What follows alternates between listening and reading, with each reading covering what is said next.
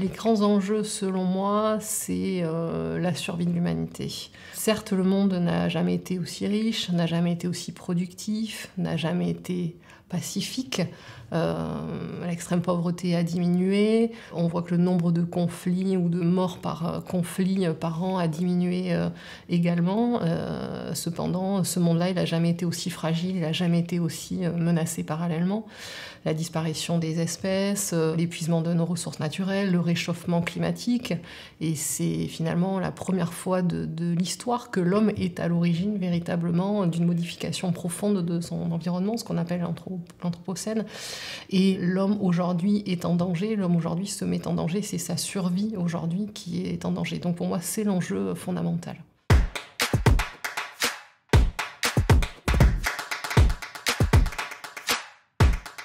C'est le modèle économique précisément dans lequel nous sommes.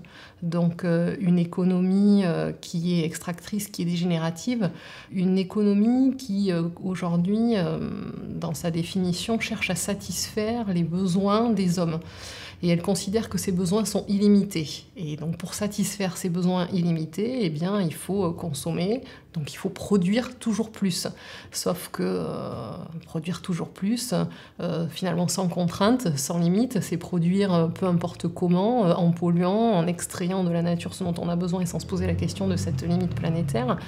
Donc c'est dans ce modèle-là aujourd'hui que l'on est, c'est dans une croissance qui est purement quantitative, c'est le moteur même de cette économie, le quantitatif, le profit, accumuler le profit, c'est ce qui permet de générer cette croissance et cette production qui atteint donc aujourd'hui, selon moi, pas selon moi, mais qui atteint évidemment ses limites aujourd'hui.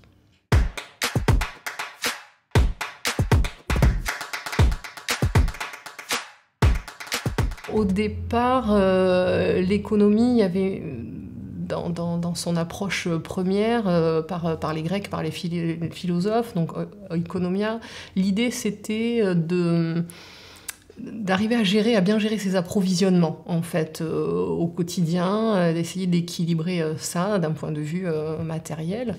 Mais par contre, l'accumulation de richesses à proprement parler était quelque chose qui n'était pas très moral. Le basculement s'est fait à l'époque industrielle, aussi cette entrée dans la modernité où on a associé la notion de richesse à l'aspect vraiment financier.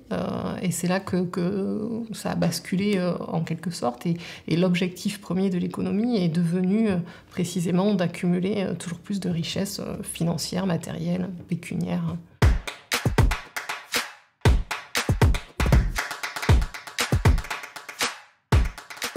On peut passer à un autre modèle, nous sommes en train de passer à d'autres modèles. On est rentré dans une nouvelle dynamique, on voit apparaître de nouveaux modèles économiques alternatifs comme l'économie sociale et solidaire, l'économie circulaire, l'économie collaborative en fait partie, l'économie des communs. Donc il y a tout un tas d'économies dont l'objectif principal est désormais de se centrer sur la préoccupation de l'homme et de l'environnement, où la finalité première n'est plus l'argent. Et ça, c'est en train de se déployer lentement.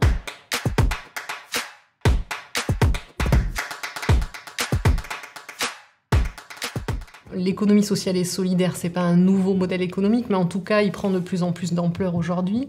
L'économie sociale et solidaire a vraiment pour objectif de rendre service à l'ensemble de ses membres. Donc, l'objectif de l'ESS n'est pas de faire du profit comme dans notre économie traditionnelle. Donc, c'est ça qui les différencie fondamentalement. Ensuite, l'économie circulaire, eh bien, contrairement à notre économie traditionnelle qui est linéaire, on fabrique, on consomme et on jette, donc en ligne, eh bien, l'idée c'est ce circuit, c'est qu'on fabrique, on consomme et on réutilise en fait le produit. Dans l'idéal, ça serait que tous les déchets soient des ressources. Enfin, d'ailleurs, que le mot déchet n'existe plus, que ça soit vraiment, ça devienne une ressource. Ensuite, vous avez l'économie de la fonctionnalité, qui est aussi très intéressante et pertinente. L'économie de la fonctionnalité, c'est l'idée selon laquelle C'est l'usage d'un bien qui nous intéresse. Ou pour dire autrement, l'intérêt de l'économie de la fonctionnalité, c'est que le fabricant reste propriétaire de son bien et vous louez en fait le bien. Vous n'êtes plus vous, en tant que consommateur, le propriétaire, vous louez le bien. Ce qui vous intéresse, c'est son usage, son utilisation. Vous n'allez pas acheter une voiture. Par contre, vous allez être intéressé par la notion de transport. Donc c'est ça qui vous intéresse, c'est être déplacé d'un endroit à un autre et c'est pas d'acheter un véhicule. Et l'intérêt dans cette économie-là, c'est quand c'est le fabricant qui reste propriétaire de son propre véhicule, eh bien il a tout intérêt à ce que celui-ci soit de qualité, reste le plus longtemps possible utilisable. Voilà, donc ça change aussi, on est dans une autre approche, une autre dynamique par rapport à notre économie traditionnelle.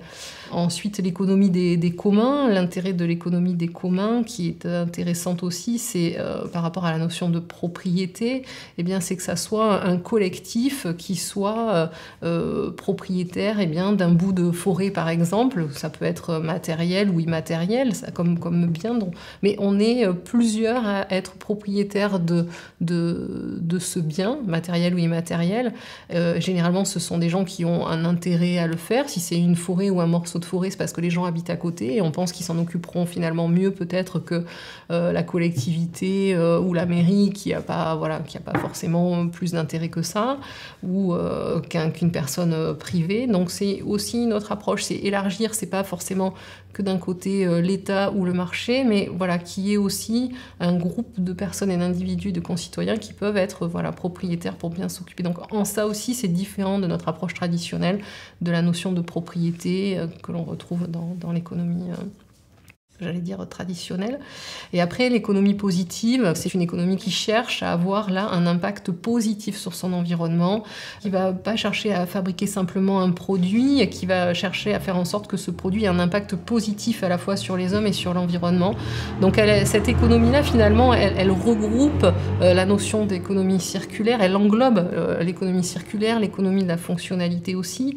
Et ce que j'ai envie de dire, c'est que finalement, tous ces modèles économiques alternatifs sont les branches d'une nouvelle économie en devenir qu'on peut mettre sous le chapeau de l'économie régénérative ou l'économie positive, mais aussi, pour moi, l'économie de la transmodernité. C'est comme ça que je la nomme de façon plus globale, l'économie transmoderne, et duquel découle un système qui serait plus celui de l'économie régénérative, voilà, qui pour moi doit être peut-être celui qui doit intégrer finalement à lui tous les autres modèles pour en faire qu'un seul.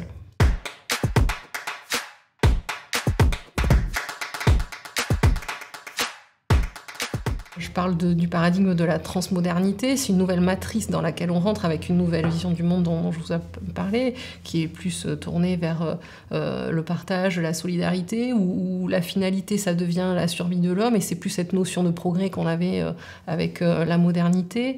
Ça, c'est le contexte global dans lequel ça s'insère, mais le nouveau modèle qui peut émerger de ce nouveau contexte-là est effectivement l'économie régénérative, l'économie positive, une économie dont plutôt l'objectif est de vivre en harmonie avec la nature.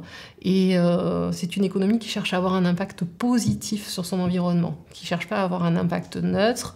On ne cherche pas à faire moins mal à l'environnement ou à la société en général, on essaye de faire mieux. Donc on n'est pas dans l'écologie classique et traditionnelle qui cherche à moins polluer, qui cherche à faire moins de déchets, mais on est dans une nouvelle dynamique qui cherche précisément à dépolluer ou à ne plus avoir de déchets du tout, que les déchets soient considérés comme des ressources. Donc c'est une économie basée sur une croissance qualitative et qui redéfinit la notion de richesse, qui est une richesse purement qualitative en termes de qualité de l'air, qualité de la terre, de l'eau, le bien-être des individus au travail, la santé, sont tous ces éléments-là.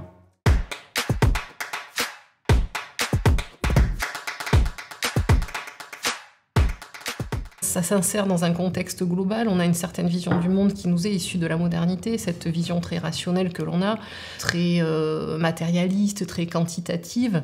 Et c'est difficile, c'est un paradigme, c'est une matrice dans laquelle nous sommes et il est difficile d'en sortir parce qu'on est tous imprégnés de ça. Donc il faut un certain nombre d'années avant, évidemment, changer et que cet changement de vision, de valeur commence à changer. C'est le cas, on est en train d'aller vers un nouveau paradigme, vers une nouvelle vision du monde qui est beaucoup plus solidaire, qui est beaucoup plus tournée vers le partage. Les valeurs sont en train de changer, mais on en entend peu parler et on n'a pas ce recul-là, mais c'est en train de changer. Donc peut-être c'est pas forcément un frein, mais en tout cas, il faut laisser peut-être le temps aussi que les choses avancent et se diffusent en fait dans la société. Donc c'est le temps.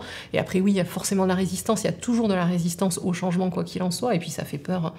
Le changement fait peur, et d'autant plus aux politiques qui n'ont aucun intérêt à ce que les choses changent, puisque de toute façon, ils sont dans cette matrice-là. Et leur pouvoir et évidemment la richesse est maintenue par ce système-là. Donc il n'y a aucun intérêt à ce que de toute façon ça change. Donc le changement ne viendra pas de là, selon moi.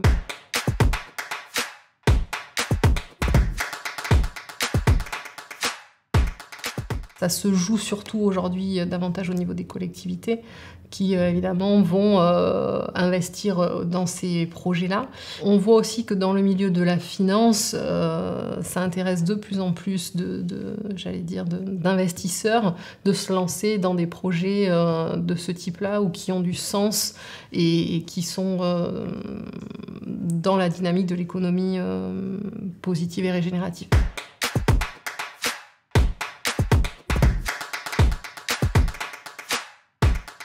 La bonne nouvelle, c'est qu'on est en train de changer donc de paradigme et ce qui le prouve. Alors on voit effectivement tous ces nouveaux modèles économiques qui sont en train d'émerger, mais au-delà de ça, que les entreprises, mais pas que, et je déroulerai après, mais un certain nombre d'entreprises sont en train de changer précisément d'objectif. Et ça, c'est le fondement finalement aussi du changement. L'objectif premier n'est plus financier, n'est plus le profit de ces nouvelles entreprises, mais ce sont des entreprises qui cherchent à avoir un impact, alors oui, positif, mais à contribuer à la prospérité de la société. On peut le voir à travers les entreprises qui sont labellisées B Corp, justement. Ce sont des entreprises dont l'objectif premier est véritablement d'apporter quelque chose à la société, de redonner du sens, en fait. C'est des entreprises qui cherchent à être meilleures pour le monde et pas être la meilleure du monde comme ces grosses multinationales. Et on voit que le phénomène se déploie et on voit que les entreprises labellisées B Corp sont de plus en plus nombreuses. La bonne nouvelle aussi, c'est qu'on voit effectivement l'État qui permet aujourd'hui de changer de statut juridique, qui permet d'avoir une raison d'être qui est au-delà de l'aspect financier, qui cherche à répondre d'abord à des enjeux environnementaux et des enjeux sociaux avant de répondre à des enjeux financiers. Parce qu'ils se rendent compte évidemment que si on ne répond pas d'abord à ces enjeux-là, l'aspect financier ne sera pas là. Alors bien sûr, c'est pas rejeter l'aspect financier parce qu'il est nécessaire que les entreprises puissent vivre aussi et se financer, mais ça ne doit pas être un objectif premier, ça ne doit pas être une finalité en soi, ça doit être un moyen en vue d'une autre fin qui est évidemment celle de faire du bien aux hommes et à la planète surtout.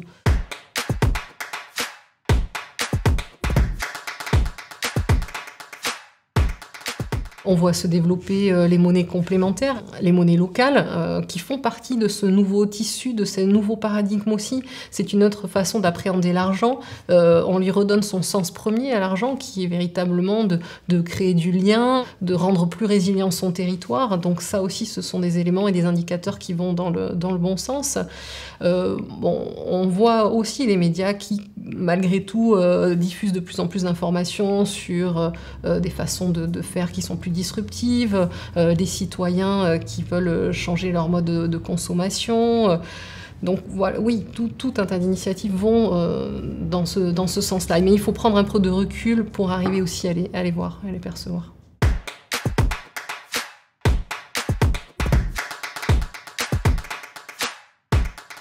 L'économie que j'ai découverte quand j'étais au lycée, ça a eu pour avantage de me donner une lecture quand même sur le monde dans lequel je vivais et que je cherchais. Parce que j'avais besoin d'avoir une vision globale et je sais pas, mon cerveau a fait que c'était plutôt en tout cas cette discipline qui m'apportait des réponses sur comment le monde s'organisait et fonctionnait.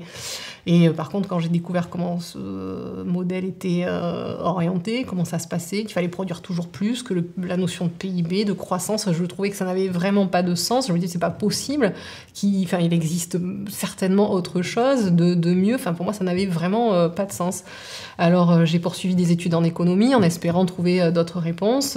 J'étais très déçue par l'université, les réponses qu'on m'apportait pas, en fait. Bon, j'ai quand même fini mes études.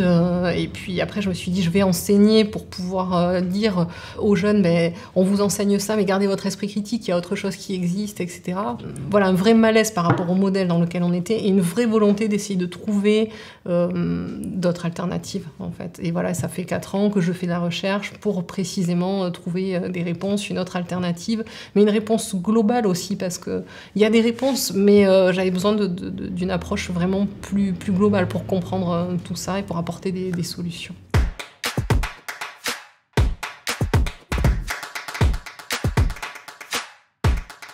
Alors ça dépend laquelle, évidemment. Si on est dans la croissance dont on parle aujourd'hui, la croissance quantitative, celle du PIB, celle de la production à tout prix, oui, évidemment. Par contre, non. Parce qu'on peut complètement défendre une croissance qualitative. La qualité n'a pas de limite, donc en ces termes, non. Cette notion de croissance, tout dépend de ce qu'on met dedans, mais si on parle en termes de qualité, il n'y a pas de raison de la limiter, en fait.